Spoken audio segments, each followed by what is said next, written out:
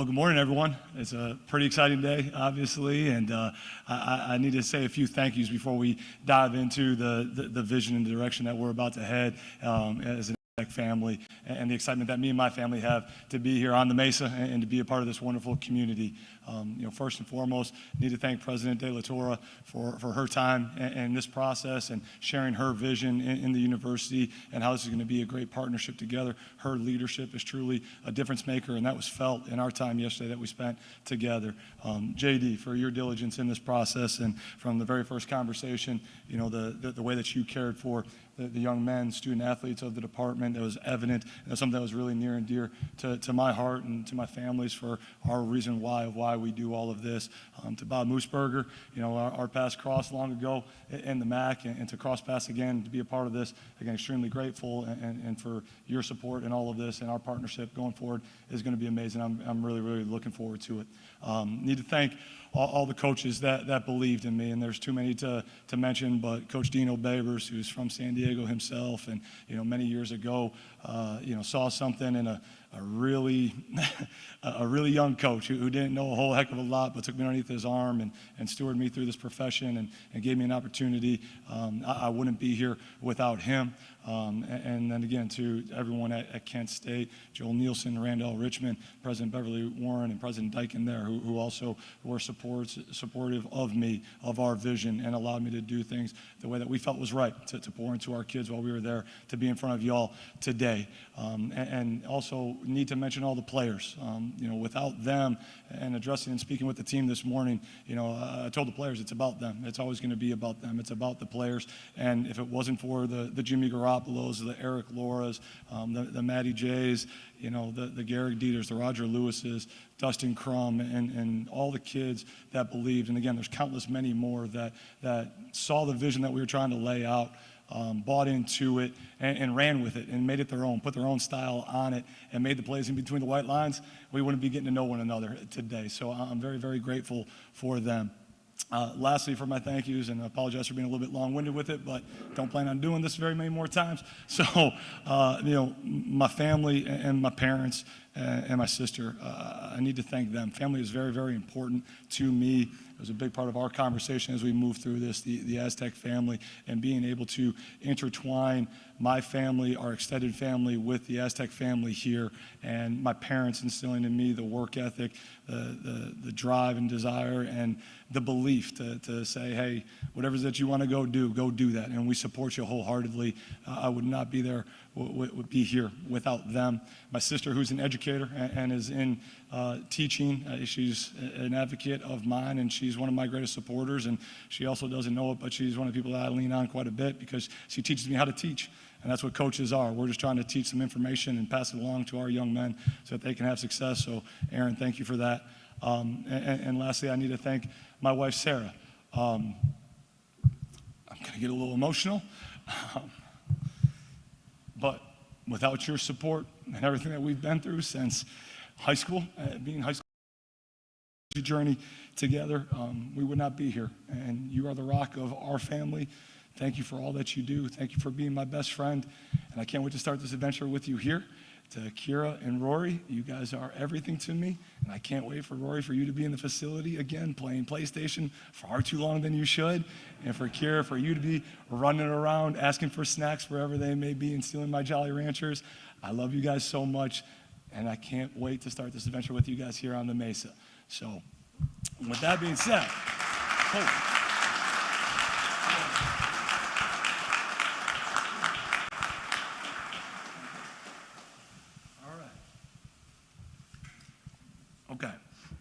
Next to your guys' questions, that was the hardest part that I knew I was going to have to get through there. But again, what a tremendous time, what a tremendous opportunity here in this beautiful facility that represents the really bright future that we have at the current task and at this moment of time for Aztec football. I'm excited to be welcomed and embraced and to lead a tremendous program, a tremendous community that has rich tradition going all the way back to Eric Coryell and what he was able to do and how he revolutionized the game of football and how we throw the football today because of his influence and his impact on the game. And I'm looking forward to bringing that excitement, that brand of football where we're lighting up the scoreboard, where we're playing fast, where we're being balanced, but there is a brand and an energy to what we bring day in and day out when our community and our university and our team thinks of Aztec football, right? And also with that, right, not to be to put an emphasis on offense rather than defense, because it is about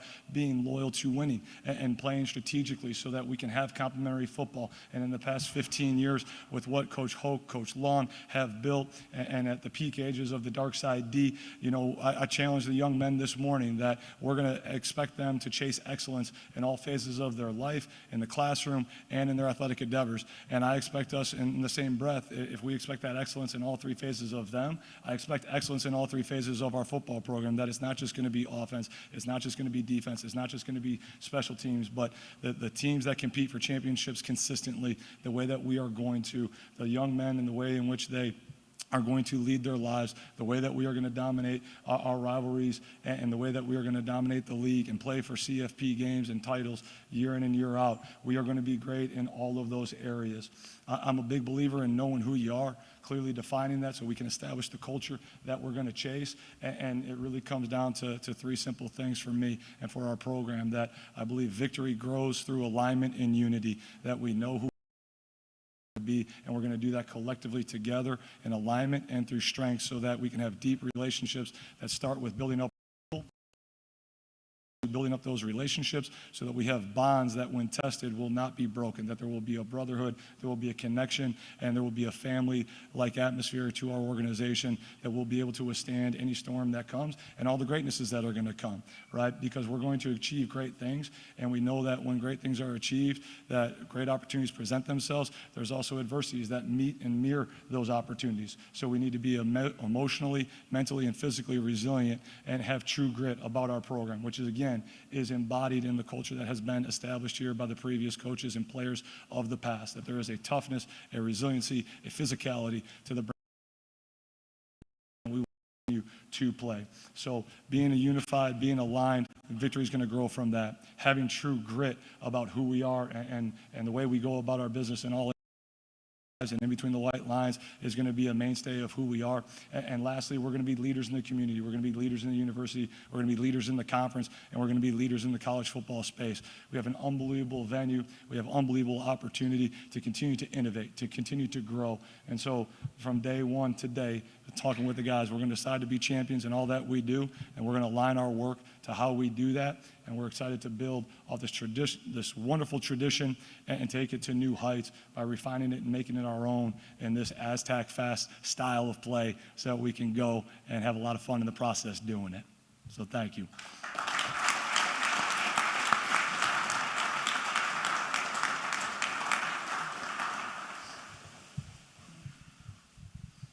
We're going to now open this up for questions. Any questions from the media?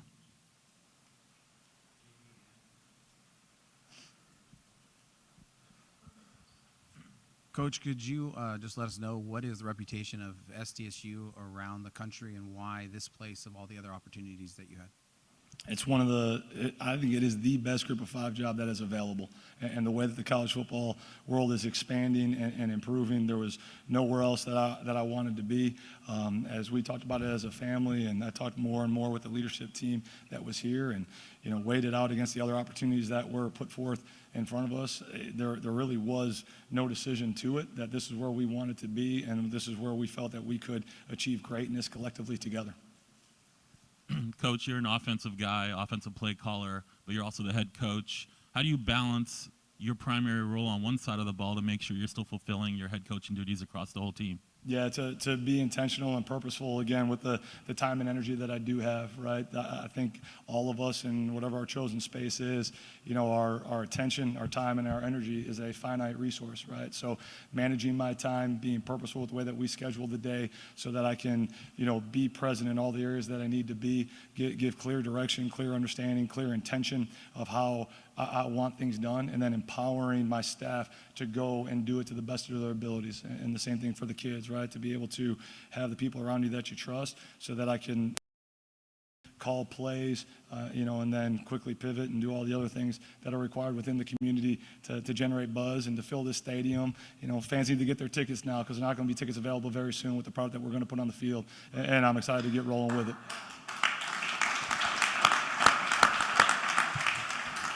Coach, the places you've gone and who have you learned from, whose tree do you come off of? How did you develop this philosophy? Who's had the biggest influence on your X's and O's? Yeah, I mean, in terms of X's and O's, Coach Babers, when you look at it from a 30,000-foot level and the up-tempo style that we play, he's had a remarkable impact on it. I was very fortunate to play for Paul Chris, play for Coach Alvarez, and be around a lot of other great minds. So there's still some Badger blood that runs in me where we're still going to run A-gap power and have the balance and not just throw it all around because, again, that's the physicality that you need to have. But Coach Babers has had the singular most influence on the way that I've gone about and see the game. Coach Lewis, speaking of that coaching tree, what did you take away being under Deion Sanders and what he brought to the table, and what are you going to do with that and bring it here? Yeah, I mean, Coach does an unbelievable job of telling the story, right, of giving unfiltered access, and I think that's a beautiful way to tell the stories and the uniqueness of the club, right, that the individuals, the people that make up the whole organization, each one of them have a unique story to tell, and Coach did an unbelievable job of showcasing that, for the university, for the team, for that young person to be able to prop them up and spotlight them. And then Coach Sanders does an unbelievable job of speaking belief into existence, right? That there's an unwavering belief in how he does things and the conviction that gave the whole team as we went forward. So those two lessons learned were invaluable from our time that we shared together, and I'm thankful for the opportunities that I had with him.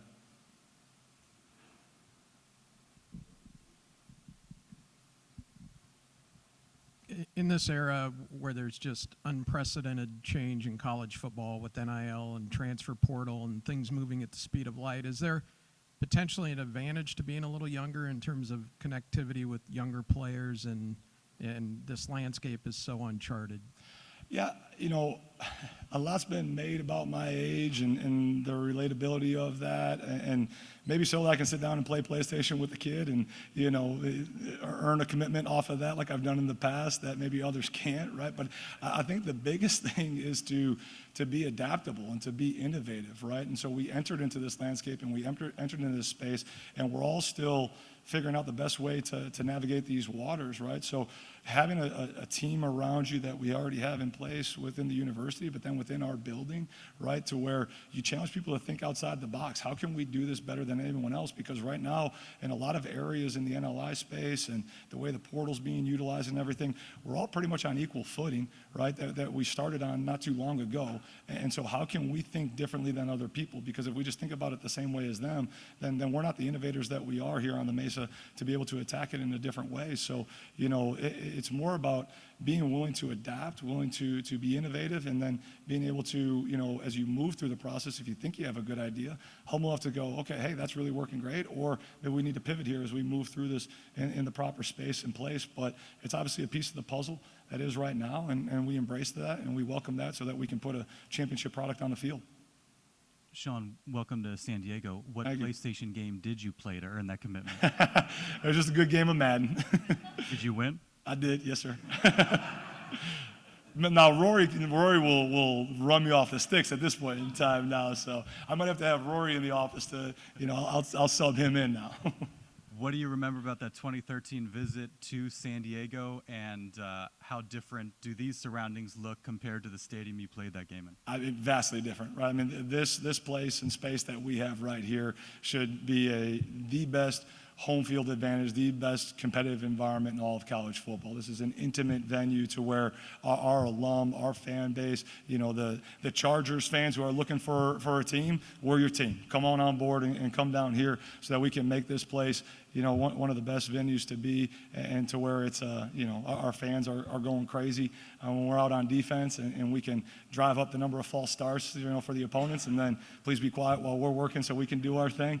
But I do remember back in 2013, again, just, the the quality of life, the sunshine, right, and the energy and enthusiasm, even though it was in a different venue, of, how passionate the fan base was, and again, the physical nature and the discipline that team was, that we went against. And again, those are things that as we move forward in this beautiful home and as we, refine the brand just a touch, right, that'll still ring true, that we're going to be disciplined, we're going to be tough, we're going to be explosive, we're going to have a whole heck of a lot of fun, scoring a lot of points, shutting people out and playing a fun and exciting brand of football. So again, get your tickets, come on down here, and this is, exceeded all expectations. Google does not do this justice when you try and do the Google image search to seeing how wonderful this is. Anything else for Coach before we break out? All right, thanks.